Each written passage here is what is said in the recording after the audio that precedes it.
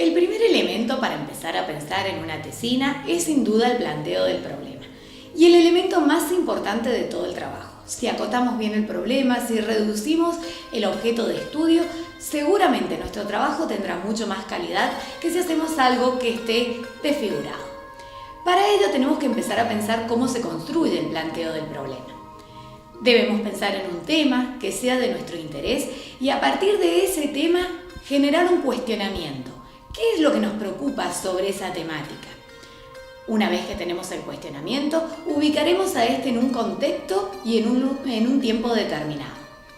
Por ejemplo, podríamos decir cuáles son las causas de la desnutrición infantil en el barrio X en 2017. En este ejemplo que yo estoy brindando tenemos el tema de desnutrición infantil. Además, estamos pensando en el cuestionamiento cuáles son las causas. Lo hemos ubicado en un barrio y en el 2017.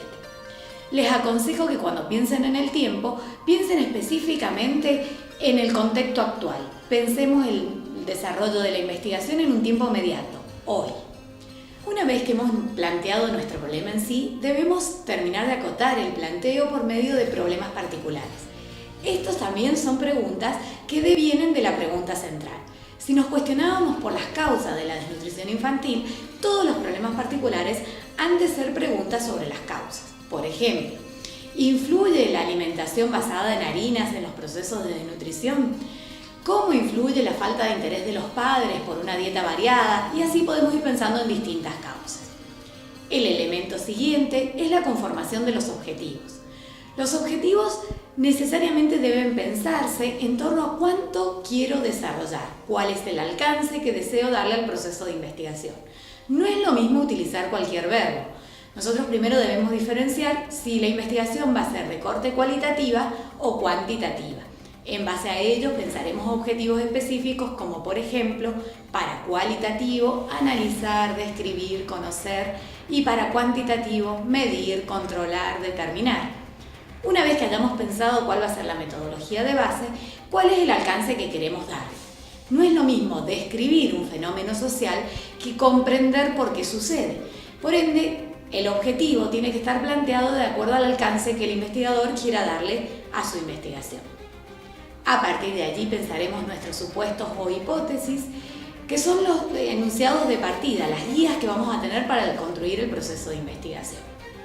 Una vez que hayamos conformado los elementos del planteo del problema, les sugiero revisar el material de la clase para terminar de especificarlo. Vamos a pasar a la construcción de marcos teóricos. Los fundamentos teóricos incluyen dos grandes grupos de elementos. Por un lado, el marco teórico en sí y en segundo lugar, el estado de arte o estado de la cuestión. El estado de arte o estado de la cuestión es la revisión de los últimos avances en materia del fenómeno que estamos estudiando. En nuestro caso buscaremos papers, investigaciones publicadas, que no tengan una antigüedad mayor a 10 años, porque la idea es revisar lo último. Y en base a ello construiremos cuál es el estado de la cuestión o el estado de avance que tiene el conocimiento. En segundo lugar, desarrollaremos el marco teórico. Voy a dar una serie de pasos simples como para tener una pequeña receta para construir marco teórico. El primer elemento para la construcción del marco teórico es pensar la ideología de base. No da lo mismo incluir cualquier autor, debemos incluir aquel que condice con el enfoque que nosotros queremos darles al proceso de investigación. Doy un ejemplo muy simple. Vamos a hacer una investigación sobre religión y yo quiero hablar del hombre.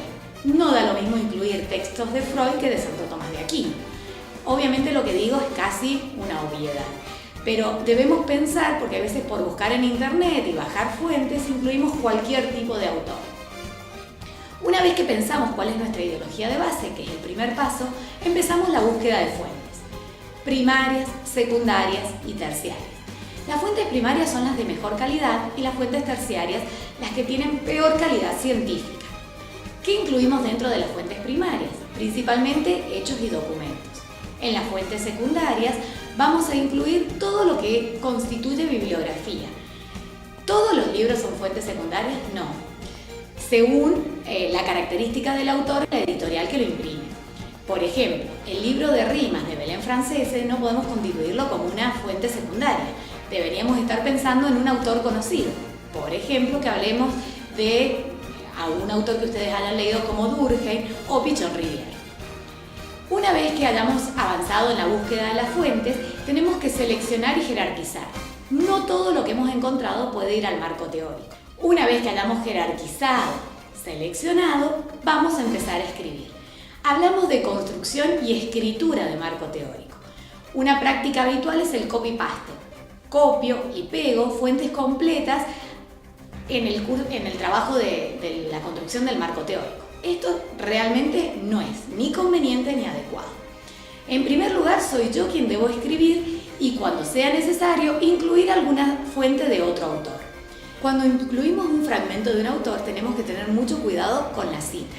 Las mismas se desarrollan a partir de las normas APA, que ustedes tienen el material en el cuerpo del trabajo de la clase. Si tienen que revisar qué tipo de cita es, si es una cita textual o una cita parafraseada.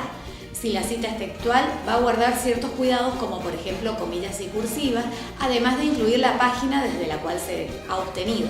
Mientras que la cita, si es parafraseada, solamente vamos a incluir el nombre del autor y el año. Pero todo eso lo revisamos desde el manual APA. No hace falta ni siquiera que lo estudiemos, el manual se usa. Una vez que hemos escrito nuestro marco teórico, vamos a empezar a pensar en el trabajo de campo. El trabajo de campo parte desde la delimitación del campo de estudio.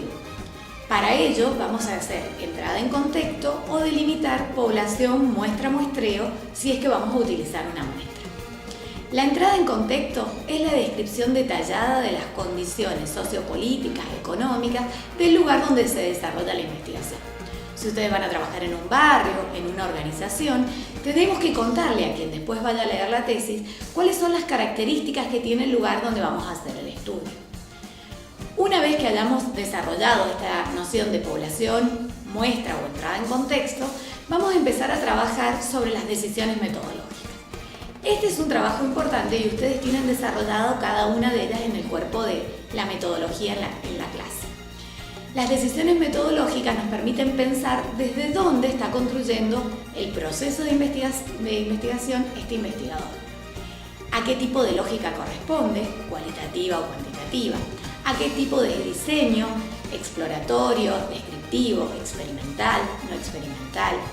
También vamos a pensar sobre el paradigma de base, técnico, práctico hermenéutico, sociocrítico. Si corresponde a una ciencia básica, una ciencia aplicada, una ciencia formal, son muchas las decisiones que podemos tomar.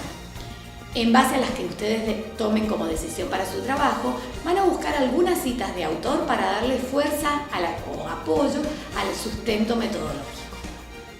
Una vez que hayan construido su bloque de metodología, vamos a terminar incluyendo en los instrumentos de recolección de información.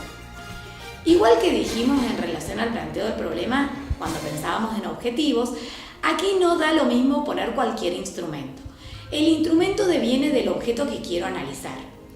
Por ejemplo, si yo quiero recabar mucha información en corto tiempo y esa información se corresponde más bien a un dato cerrado, convendría utilizar una encuesta. Pero si realmente quiero saber cuál es la representación social que una persona tiene en base a un determinado fenómeno, una encuesta sería inútil. Debería trabajar a partir de una entrevista en profundidad.